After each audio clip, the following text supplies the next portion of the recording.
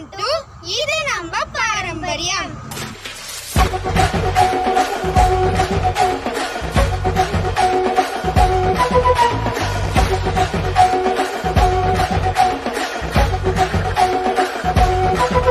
Hello friends, இன்னைக்கு எங்க அம்மா முட்டை குழம்பு கருவாடு ஃப்ரை தான் செய்ய போறாங்க. எப்படி செய்யறாங்கன்னு வாங்க பார்க்கலாமா? கிச்சனுக்குள்ள போலாமா? வணக்கம் நண்பர்களே, இன்னைக்கு நான் முட்டை குழம்பு தாங்க செய்ய போகிறேன். அதுக்கு நல்ல மேட்சிங்காக ஒரு கருவாடு ஃப்ரை தாங்க செய்ய போகிறேன். அதை நம்ம எப்படி செய்யலான்னு பார்க்கலாம். இன்றைக்கி முட்டை குழம்பு ரொம்ப ஈஸியாக சிம்பிளாக நான் செஞ்சுருக்கேங்க. ரொம்ப டேஸ்ட்டாக இருக்கும். அதோட கருவாடு ஃப்ரையும் ரொம்ப சூப்பராக இருக்கும். வாங்க அதுக்கு தேவையான பொருட்கள்லாம் நம்ம பார்த்துடலாம். தேவையான பொருட்கள் ஒன்றும் இல்லைங்க, வீட்டில் இருக்க பொருளை வச்சு நம்ம ஈஸியாக செஞ்சிடலாம். வெங்காயம், தக்காளி அந்த மாதிரி பொருளை தான். அதுக்கப்புறம் கருவாடை நான் ஊற வச்சுருக்கேன் ஒரு 10 நிமிஷம்.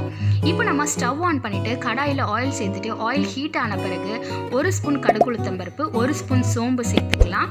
1 கப் வெங்காயத்தை சேர்த்துக்கலாம். நல்லா மிக்ஸ் பண்ணி விட்டுடலாம். வெறும் பூண்டு 10 பல் பூண்டை அப்படியே தட்டிட்டு அதில் சேர்த்துக்கலாம்.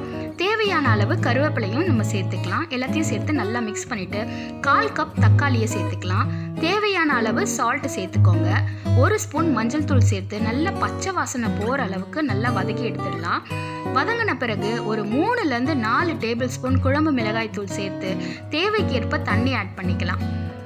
நல்லா மிக்ஸ் பண்ணி விட்டுடலாம். 1 ஸ்பூன் சிகப்பு மிளகாய் தூள், 1 ஸ்பூன் சர்க்கரையும் சேர்த்துக்கலாம். சர்க்கரை இல்லைன்னா அஜினமோட்டோ வேண்டாம், நம்ம சர்க்கரையை சேர்த்துக்கலாம். இப்போ குழம்பு கொதிக்கிறதுக்கு ஸ்டார்ட் ஆகிறதுக்கு முன்னாடியே நம்ம முட்டையை உடச்சி ஊற்றிடலாம். உங்களுக்கு எத்தனை முட்டை வேணுமோ நீங்கள் அத்தனை முட்டை உடச்சி ஊற்றிக்கலாம். அதுக்கப்புறம் குழம்பு நல்லா கொதிக்கட்டும். முட்டையும் நல்லா திக்காக இந்த மாதிரி கொதித்து வெந்து வந்துடும். குழம்பும் நல்லா திக்காக ஆகிடும். நம்மளோட முட்டை குழம்பு சூப்பராக ரெடி ஆகிடுச்சு. எல்லாரும் நீங்கள் ட்ரை பண்ணிவிட்டு எப்படி இருக்குன்னு சொல்லுங்கள். அதுக்கு ஈக்குவலாக ஒரு நல்ல காம்பினேஷன் கருவாடை நல்லா வாஷ் பண்ணிவிட்டு 1 ஸ்பூன் மிளகாய்த்தூள், 1 ஸ்பூன் மஞ்சள் தூள் சேர்த்துட்டு நல்லா மிக்ஸ் பண்ணி விட்டுடலாம்.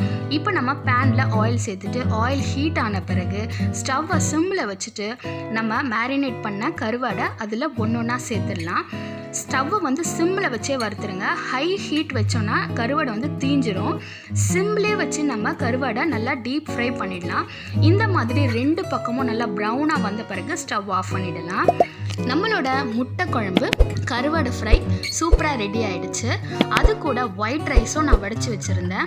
நீங்கள் ஒயிட் ரைஸ் கூட முட்டை குழம்பையும் கருவாடையும் வச்சு ட்ரை பண்ணுங்கள். ரொம்ப சூப்பராக இருக்கும். வீட்டில் இருக்க பொருளை வச்சு சட்டுன்னு நம்ம செய்யலாம். உடனே செஞ்சு சாப்பிட்றக்கூடிய அருமையான டிஷ்ஷு. எல்லாரும் ட்ரை பண்ணிவிட்டு எப்படி இருக்குன்னு சொல்லுங்கள். இங்கே பாருங்க, முட்டை குழம்பு கருவாடு ஃப்ரையும் சூப்பராக எங்கள் அம்மா செஞ்சு கொடுத்துட்டாங்க. உங்களுக்கும் பிடிச்சிருந்தா நீங்களும் வீட்டில் ட்ரை பண்ணி பாருங்கள். மறக்காமல் நம்ம சேனலை சப்ஸ்கிரைப் பண்ணுங்கள்.